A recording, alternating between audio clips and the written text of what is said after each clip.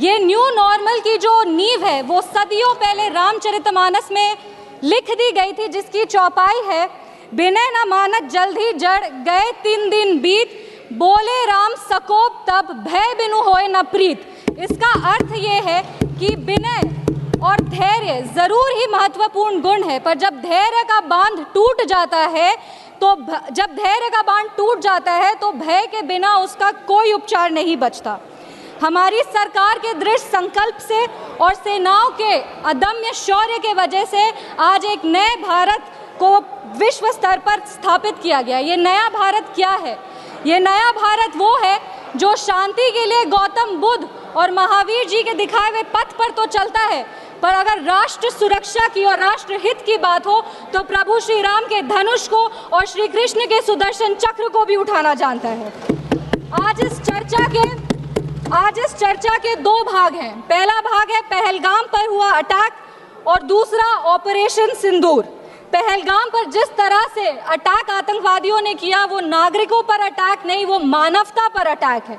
आतंकवादियों ने धन पूछकर उनकी पत्नी के सामने, माँ के सामने, परिवार के सामने, बहनों के सामने सारे जो हमारे देश के नागरिक हैं उनको मार दिया।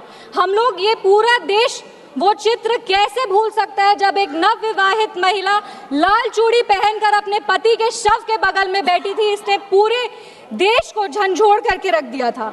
लेकिन दुर्भाग्य की बात यह है कि आज भी हमारे देश में ऐसे लोग हैं जिनको पहलगाम से ज्यादा दुख पैलेस्टीन के लिए होता है, क्योंकि ये उनकी राजनीति को फायदा नहीं देता।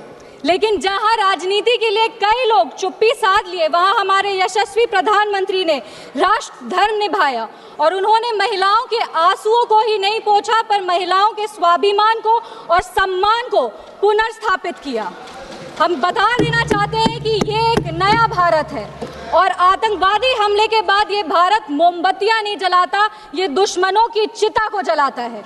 ये शांति चाहता है, पर शांति अपने शर्त पर चाहता है, और अगर अपने शर्त को नहीं पूरा किया जाए तो डिप्लोमेसी से डिस्ट्रक्शन तक का भी रास्ता जानता है। इसी बात पर हम एक शायरी कहना चाहेंगे, खतों का दौर गया अब फरमान भेजे जाते हैं, जो करते हैं भारत की आत्मा परवार वो सीधे कब्रिस्तान भेजे जाते हैं। अभी अपने कांग्रेस के साथियों का बात सुन रही थी और वो कह रहे थे कि 1971 में इंदिरा गांधी ने ये किया है, 1971 में इंदिरा गांधी ने वो किया, पर वो कभी भी 1971 का क्रेडिट बिहार के बेटे जगजीवन राम जी को नहीं देते हैं, जो तब के रक्षा मंत्री थे।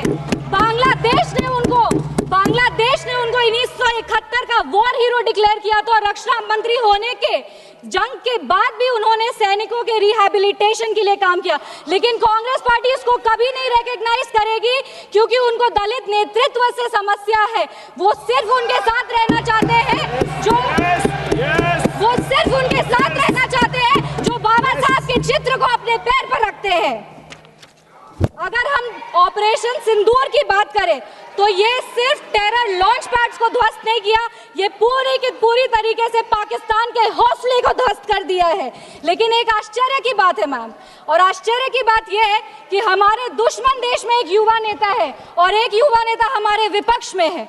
दुश्मन देश का सदन अलग है, हमारे देश का सदन अलग है, वहां के नेता अलग है, यहाँ के नेता अलग है, पर इनका सवाल एक ही है। विपक्ष का सवाल और दुश्मन देश के नेता का सवाल एक कैसे हो सकता है? मैं विपक्ष के साथियों को चुनौती देती हूँ कि अपनी राजनीति से ऊपर उठ करके कभी राष्ट्र हित की सोचनी चाहिए। अगर सरहद पर सेना लड़ रही होती है तो उनसे सवाल नहीं पूछे जाते, उनको सलामी दी जाती है। अगर विपक्ष की बात सुबह से सुने जा रहे हैं और उनकी बात को ध्यान से सुने तो वो बार बार कह रहे हैं कि सरकार ने सरेंडर कर दिया, सरकार ने सरेंडर कर दिया।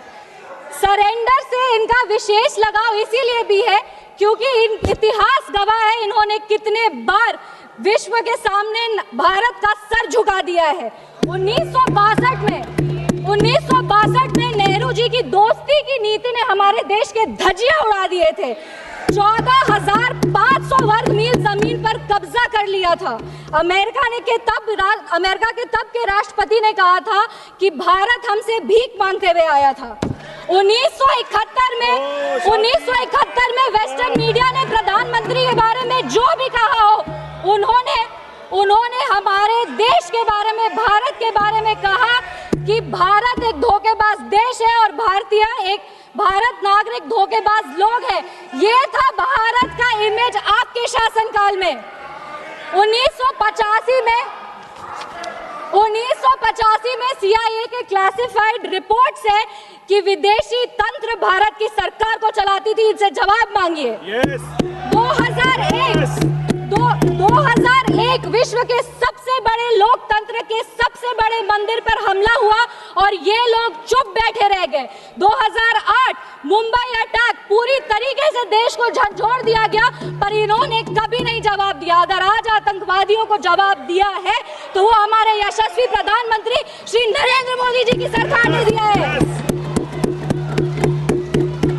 पर इनके राष्ट्रीय अध्यक्ष, कांग्रेस पार्टी के राष्ट्रीय अध्यक्ष कहते हैं कि ऑपरेशन सिंदूर एक छोटा मोटा ऑपरेशन था। ये इनकी विचारधारा का समस्या है। इनको लगता है कि ऑपरेशन सिंदूर एक छोटा मोटा ऑपरेशन था, पर ये इनकी गलती नहीं है। इनकी विचारधारा ये कहती है कि अगर हिंदू धन को आगे लेके जाओ, हिंदू धन के पक्ष में बोलो तो वो सैफरन टेरराइजेशन है। पर इनकी राजनीति के लिए ये कहते हैं आतंकवादियों का कोई धर्म नहीं होता। ये दोहरा चरित्र क्यों है इनका? आतंकवादियों ने हमारे नागरिकों को धन पूछकर मार दिया। हम उनको कहना चाहते हैं कि जिस सनातन को मुगल की तलवार नहीं खत्म कर पाई, जिस सनातन को अंग्रेज की तोप नहीं खत्म कर पाई, उस सनातन को इनकी छोटी मोटी राजनीति क्या खत्म करेगी? आतंकवादियों ने जब हमारे भाई लोग को मारा तो उनको मारने के पहले बोला कलमा पढ़ के सुनाओ। उन नागरिक की बहन होने के नाते, इस देश की बेटी होने के नाते हम उनको महाभारत सुनाना चाहते हैं। महाभारत सत्य और धर्म की लड़ाई जरूर है, लेकिन महाभारत द्रौपदी के प्रतिशोध का भी प्रतीक है। द्रौपदी का बदला महाभारत है और हमारी संस्कृति में है। अगर नारी सम्मान में त्रुटि होगी तो फिर से महाभारत रचा जाएगा। और महाभारत में लिखा है धर्मो रक्षति रक्षतः। जो धर्म की रक्षा करते हैं, धर्म भी उन्हीं की रक्षा करता है। विशेष रूप से हम धन्यवाद देंगे हमारे यशस्वी प्रधानमंत्री श्री नरेंद्र मोदी जी का, जिन्होंने ऑपरेशन सिंदूर का नाम ऑपरेशन सिंदूर रखकर पूरी दुनिया को बता दिया है कि एक चुटकी सिंदूर की कीमत क्या होती है। और जिसने हमारी महिलाओं के, इस देश की बेटियों के, हमारी बहनों के सिंदूर को उजागर किया, उसको हमारी सरकार ने, हमारी सेना ने मिट्टी में मिला दिया है।